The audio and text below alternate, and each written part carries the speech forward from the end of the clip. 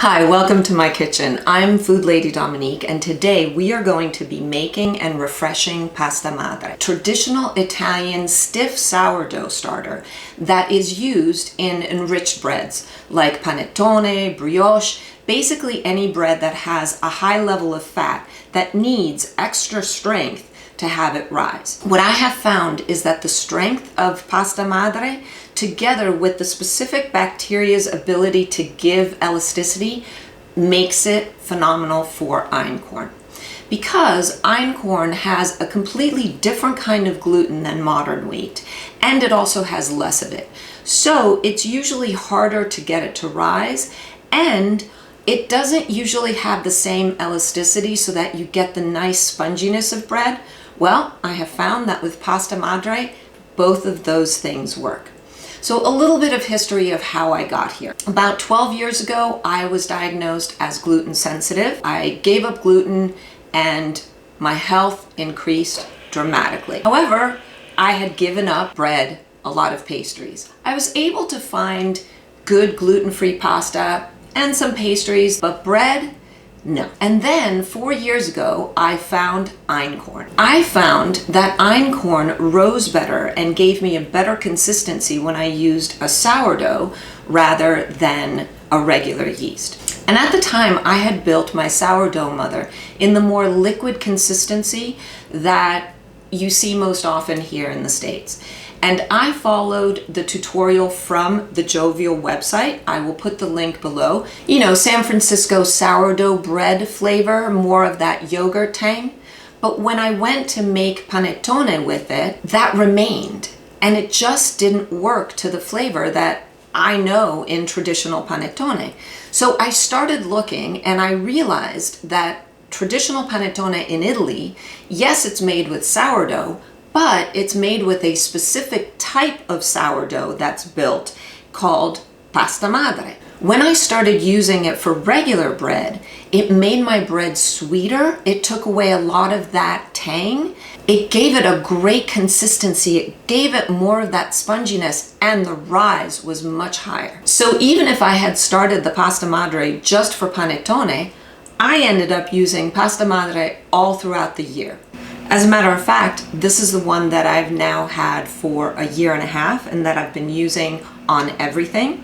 And this is my new one that I started to do this video to show you how to go right from the beginning. Why are they two different sizes? Because I make a good deal of panettone, I decided to start my new one in a larger size, but you can see that you can keep your pasta madre in a really relatively small size, and the importance of that is einkorn flour is expensive. So if you're refreshing a pasta madre this big every day, that gets expensive. There are 3 different traditional ways in Italy to keep and refresh pasta madre. There's the dry way, the bound way, and the kept in water way. Because I found this way, and I found it to be better for einkorn before I even knew that it was the traditional Piemontese way. So maybe my roots were calling to me. This is the pasta madre 16 days in and fully ready. Step 1, day 1. You need to start with apples. This pasta madre gets its sweetness and its strength from the bacteria and yeast that naturally collect on apples. So you need to go to a farmer's market or to an orchard and either get organic apples that have not been washed or waxed, or the orchard that I went to is not fully organic, but it doesn't do any spraying once the apples have started their growth. And therefore, the yeasts and bacterias can collect on them. And when you bring them home, all you do is wipe away any dirt or anything that you find, anything that has remained on the apples that is not a pathogen that we want in our pasta madre is going to naturally be cleaned out of there by the lactic and the acetic acids. You take the apples and you grate them, skin first, through the big size of your grater. Collect as much as you need. I started with 200 grams of apples, and then you put the equal amount of water. The water that you're going to be using for this first step, all of the steps, and to refresh your pasta madre throughout its life is a very well filtered water. Remember, you don't want any chlorine in there because chlorine is going to kill away the bacteria that you are wanting to grow, or a bottled mineral water. Put it into a glass container, mix it up, and then you leave it in a warm place in your house. What you're looking to happen is to see bubbles form and rise, as well as if you smell it, it should smell like cider. The second step. Day 2. Now you're going to strain the apple water. You're going to take equal amounts of that water with equal amounts of einkorn flour. I did 200 and 200. Mix it up with a spatula and you put it in a glass container that has enough room for it to grow at least 3 times, and you just lay your cap on it. That gives extra yeasts from the environment, and the mixture also needs oxygen for cell regeneration. You leave that in a warm place for 24 hours. Step 3, day 3. You need a scale, a bowl, your pasta madre that you see has been extremely active. It jumped out of its jar, and you try to get it when it's starting to go down, but when it hasn't gone down completely. So we are at 21 hours. Flour, a Ziploc bag, a kitchen cloth, a rolling pin, and a spoon, and a spatula. A piece of twine or yarn. I like to use yarn because it has a little bit of give, and you'll see why that's important. And because I can usually not get yarn that's big enough, I double it up, and on one end you want a loop. Look at how nice and airy it is. And it should smell a little bit like a little fruity.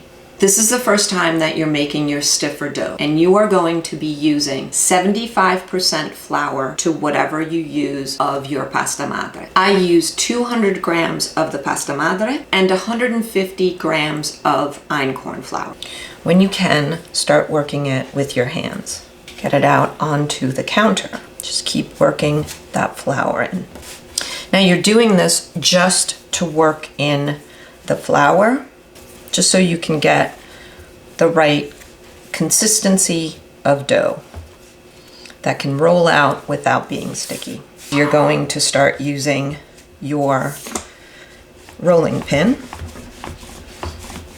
and roll it out and fold it. That's a way of working in more of the flour and getting the bacteria work through. I'm going to use a little bit more of the flour from the bowl. You basically want to go for the consistency. I had to work the flour in slowly to get up to 150. You're not adding more water. The consistency is a moist dough, but that is not sticky at all, and that holds your thumbprint. This should be the last fold.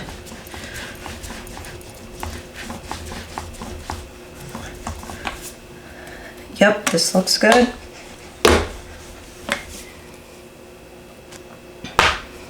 And then I roll it up. So the idea of rolling it up brings in some air in the middle of it. Once you've made your dough, now you're going to bind it. You are binding it to create an anaerobic fermentation that pushes the level of acetic acids to balance with the lactic acids and the bacterias and the yeasts that gives the strongest ability to raise regular einkorn breads, and especially breads with a lot of fat and eggs in it, like panettone. You take your twine, I'm going to bring it up underneath just so you get the fold held down. You bring the yarn through your loop, then bring your loop up to the edge. You start looping it around. When you get to the bottom, bring your yarn through, and then you take a loop like that and just do that. Just give it a cut. Leave a little bit of a tail. You want it to be held in a certain amount because the fighting of the bacteria is making the good bacteria fight, and that's what we're going to keep. And any of the bacteria that is not strong enough is going to die off. So you're going to put this either in a pot or in some sort of covered bowl, and you're just going to keep it in the oven for 2 days. Step 4 can be either day 4, day 4.5, or day 5. Because normally you keep it bound for 48 hours. But here's what I've found. You want to do the next step right when it starts getting softer, because the fermentation starts in there. Those little buggers are creating a lot of air, and it's creating a lot of pressure. The block becomes quite hard. It's stretching into the twine or yarn, whatever you've used. And then all of a sudden it goes soft. Once it goes soft, within a couple of hours of that, that's when you want to do your next step. If you leave it too long, you are over fermenting it in this state, and you're going to have too high of an acid balance. It took about 36 hours for that to happen for this block. And so that's when I started step number 4. And step 4 is where you're going to create your stiff dough. Here's our sourdough salami. It got very soft because it exploded. Let's take a look. And you've got to do this carefully, because sometimes if it hasn't exploded yet, it might kind of, as you're releasing some of the pressure, go poof.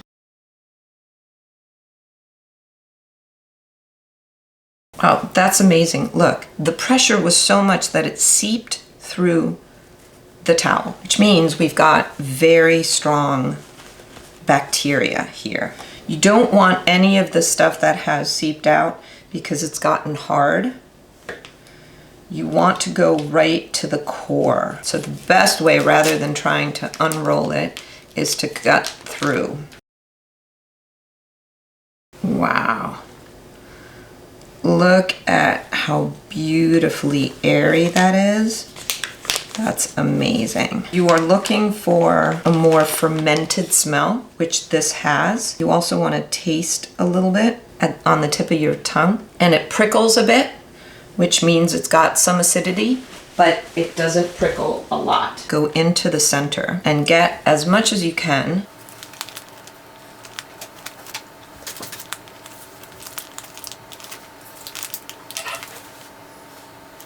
I have 155 grams. I'm going to put in 155 grams of flour. Break the sourdough mother into little pieces through the flour, all with your hands. It's really important to use your hands. The more personal the sourdough is for you, the better it will digest. When it's broken up like this, it's time to add the water.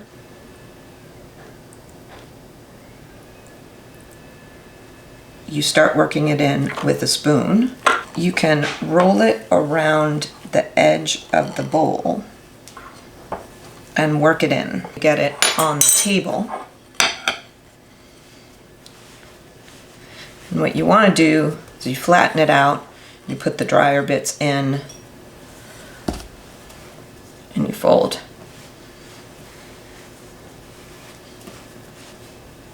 Then again, you pick the drier bits, put them in, and keep folding.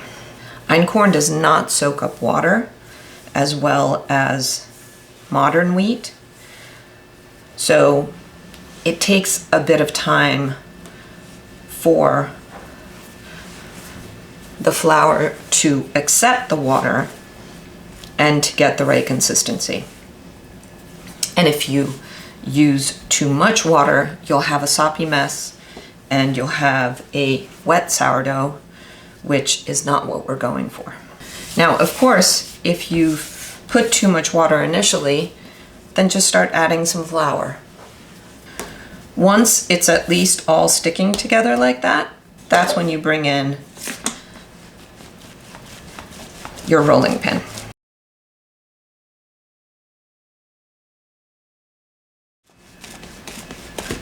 You want to get it to a smooth look and consistency.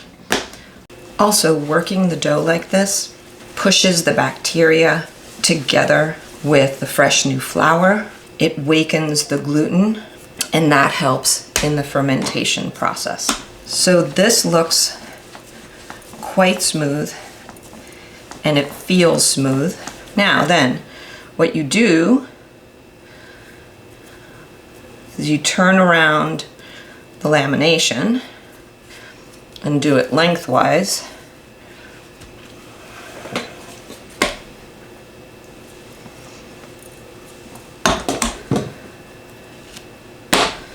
And then you fold it. Now here, you do want it to stick to itself a little bit. So I add a little bit of water as I'm rolling it. Why is that? And why do you do this shape? You want a bit of air and you want the ability for water to go in. For einkorn, you don't want too much water to go in because you're going to get kind of a soppy mess around, and you're gonna have to keep cleaning off all of the wettest part of it to get to the better sourdough mother on the inside. So the best shape that I have found is rolling like this, and then you roll a bit more, making it flatter, then you squish it down, roll again, squish it down, so that basically you're getting a roll shape, but that's very hugged together, okay? The size that you want to do, you want the size of it to actually be large enough that it's almost to the sides of your container. The minute that it starts expanding, it hugs the sides, it climbs, and it climbs out of the water. So you're bathing this, but you don't want it to just sit in water. You put the edge on the bottom and put it in its bath. Pour out water so that it is only just covering. The water is only up to the edge of the roll. And now you leave this for 24 hours. You don't need to fully cover it. You just want to do a covering so that things don't fall into it. You actually want to give it the air because it's going to expand. You want to keep this in a consistent temperature, hopefully on the warmer side. A good way to put it is in your oven with the oven light on. The first day that I created the stiff dough and put it in water, I barely saw it move for the first 12 hours. I was kind of freaking out, so I put it into proof at 86 degrees, and then it started moving. It obviously needed a certain amount of time to get used to the new environment, and then it went, and the next day even more, and then poof, the third day it more than doubled. And that's what it's been doing ever since. I'm going to be posting more videos on how to take care of your pasta madre, fixing any problems that might come up, and of course, baking with it using einkorn. So panettone, focaccias, great holiday breads. Subscribe, click the notification button so that you know when my new videos come up, and comment on how it's going for you. Let me know. I learn and grow from all of the comments that you give me. And if you are having a problem, I probably have gone through it and I should have an answer. If I don't, I will research and get it for you. Thank you so much for coming. See you soon.